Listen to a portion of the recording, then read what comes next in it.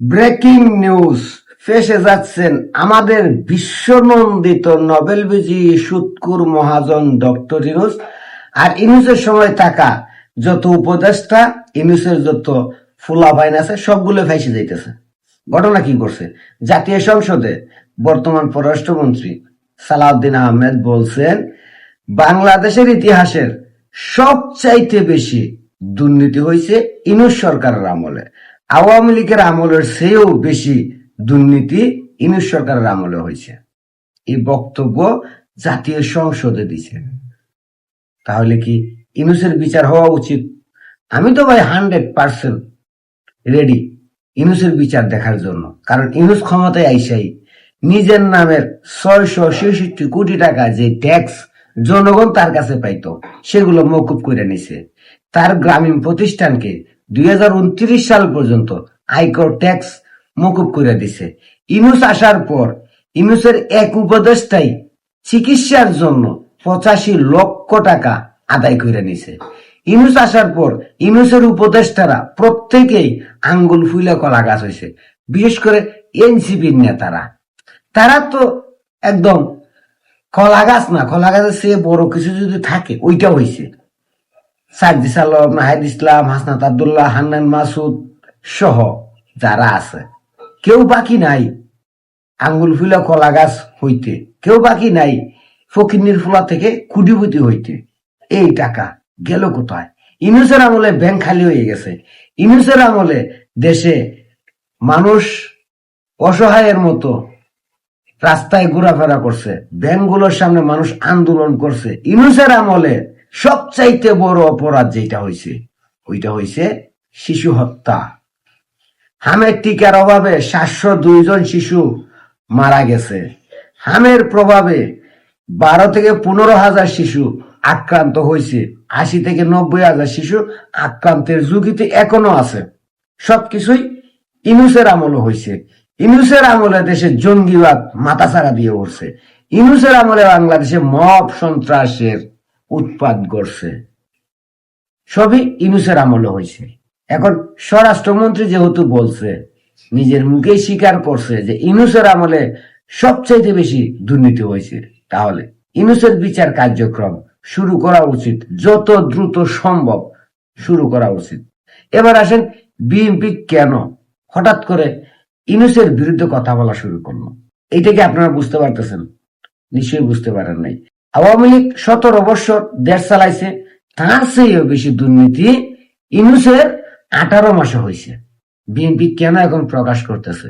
আমরা তো ভাই 18 মাস যাবৎ বলছি দুর্নীতি হচ্ছে, টাকা পাচার হচ্ছে, লুটপাট হচ্ছে, দেশ দেউলিয়া হওয়ার পথে যাচ্ছে। তখন কিন্তু বিএনপি কথা বলে নাই। এখন কেন বলতেছে? কারণটা হলে কি জানেন? ইউনূস পুরা দেশটারে পঙ্গু বানাইয়া দিয়া দেশটারে চলে গেছে। এখন বিএনপি দেশ চালাইতে ব্যর্থ।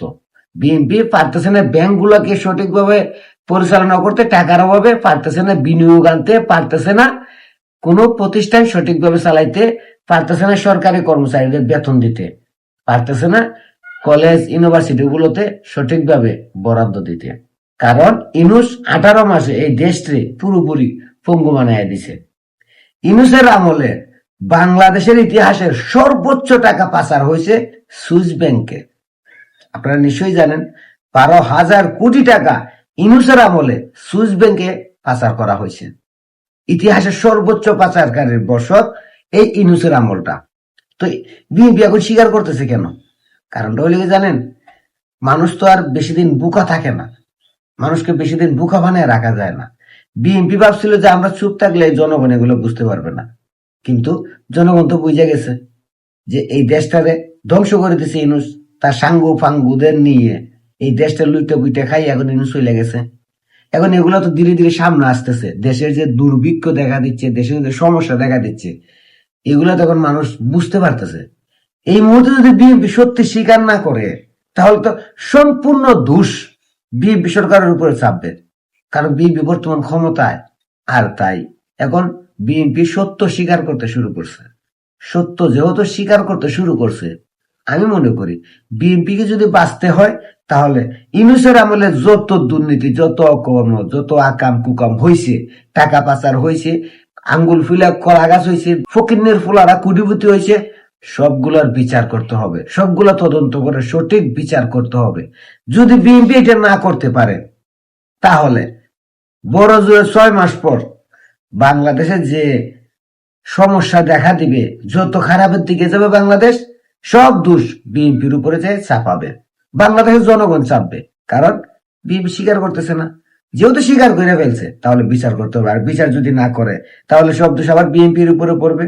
মানুষ বলবে বিএনপি নিশ্চয়ই এই দুর্নীতির সাথে জড়িত আছে, না হলে বিএনপি বিচার করতেছে না কেন? স্বীকার করতেছে কিন্তু বিচার করতেছে না। এখন বিচারও করতে হবে, আর যদি বিচার না করে তাহলে বিএনপি দোষী হবে। ভালো দুর্নীতির বিচার করা বিএনপির জন্য এখন সবচাইতে উত্তম কাজ। ইউনূসের দুর্নীতি প্রকাশ করা, ইউনূসের আমলে যে দেশের ক্ষতি হয়েছে ওগুলো প্রকাশ করা, জনগণকে জানানো। আর না হলে দেশের জনগণ ধরে নেবে যে এগুলো বিএনপি করছে, বিএনপি ইউনূসের সাথে মিলিয়ে মিশেই এই দুর্নীতি করছে। এখন স্বরাষ্ট্রমন্ত্রী যেহেতু বলছে, দেখা যাক বিচার হয় কিনা, বিচারের কার্যক্রম শুরু হয় কিনা। বিচারের কার্যক্রম শুরু হলে বিএনপি বাঁচবে, এই দেশও বাঁচবে। আর যদি বিচার না করে, শুধু মুখেই বলে, তাহলে বিএনপিও মরবে, বাংলাদেশের জনগণও মরবে, বাংলাদেশও মরবে।